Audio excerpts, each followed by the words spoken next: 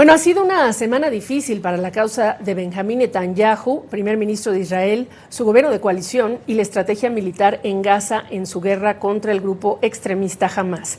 La Corte Penal Internacional solicitó órdenes de aprehensión en contra del primer ministro y también Yoav Gallant, ministro de Defensa. Luego, 3 países europeos anunciaron que reconocerán al Estado palestino. Después llegó la Corte Internacional de Justicia, que le ordena detener de manera inmediata su ofensiva militar en Rafah a pedido de Sudáfrica, señalando genocidio. Y por si fuera poco, en Washington, el propio asesor de seguridad nacional ha reconocido la preocupación porque la causa de Israel está perdiendo apoyo de otros países, algo que, dijo Jake Sullivan, no contribuye a la seguridad de largo plazo de Israel.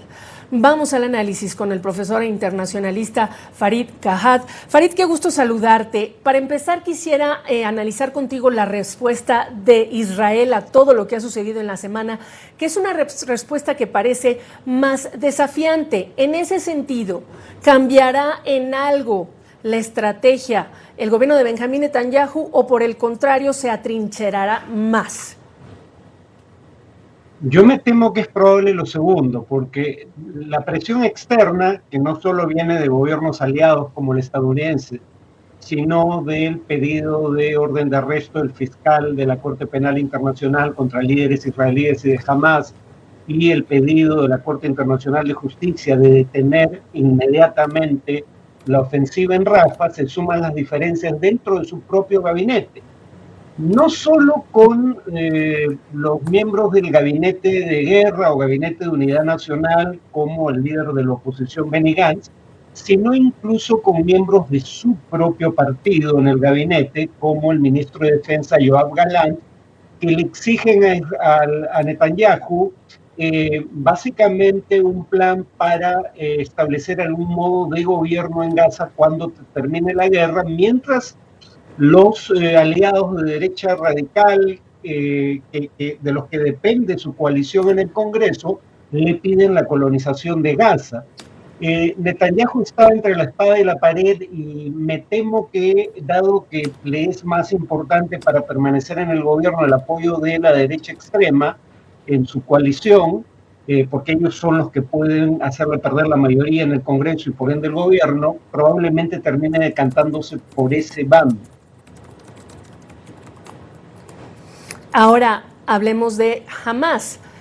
¿Cuánto lo que ha sucedido esta semana, es intencionalmente o no, ayuda a la causa del grupo extremista? Porque estamos hablando de la población palestina, de todo el drama humanitario que se ve al interior de Gaza, pero al mismo tiempo del grupo extremista Hamas.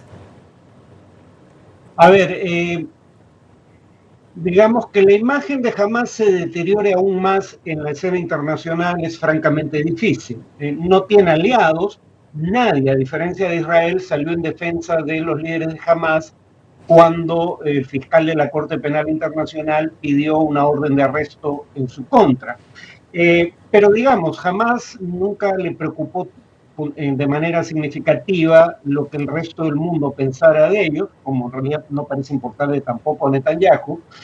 Sí le importa lo que la mayoría de los palestinos piensen de ellos, y ahí el problema es que Hamas no era popular antes del 7 de octubre de 2023, pero la respuesta israelí ha sido de tal proporción, no en vano el país o sus dirigentes están acusados respectivamente de genocidio y crímenes de guerra y de lesa humanidad, que eso ha cambiado. Las encuestas revelan que ahora está en una mejor posición de cara a la opinión pública palestina, y la inteligencia estadounidense indica que Hamas está bastante mejor de lo que la inteligencia israelí quiere hacer creer. Estados Unidos dice que no es cierto que Israel haya dado muerte a más de la mitad de los milicianos, cifra la proporción entre 30 y 35%, y dice que 65% de los túneles de Hamas están todavía operativos. Por eso hemos visto que ha podido regresar después de meses al norte, y ahora hay combates también ahí.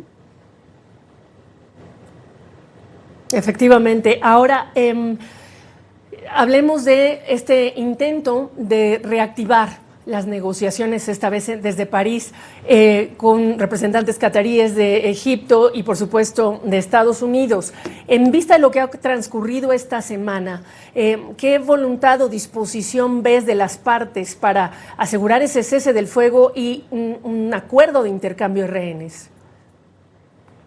A ver, yo honestamente aquí creo que Hamás tiene más interés en que ese acuerdo se dé que Netanyahu, porque la manera en que se había negociado previamente era 3 periodos de 45 días que en principio deberían llevar a un cese al fuego definitivo. Y Netanyahu sabe que el día que cesen las hostilidades va a tener que empezar a rendir cuentas, entre otras cosas, por sus cargos como cargos de corrupción en su contra, la división que creó en su propia sociedad con su intento de reforma de la Corte Suprema y las fallas de seguridad que permitieron los atentados del 7 de octubre. Entonces, el que no parece tener tantos incentivos para llegar a un acuerdo es Netanyahu, pero por otro lado hay presión de la sociedad israelí por liberar a los rehenes, y si algo debería quedar claro a estas alturas, es que, salvo cadáveres, Netanyahu no va a conseguir liberar a los rehenes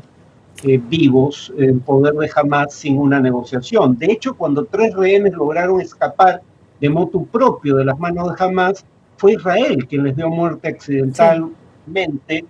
Y en ese sentido, solo se han liberado rehenes con vida a través de una negociación. Entonces, Netanyahu aquí tal vez termine cediendo, pero ni siquiera estaría seguro de eso.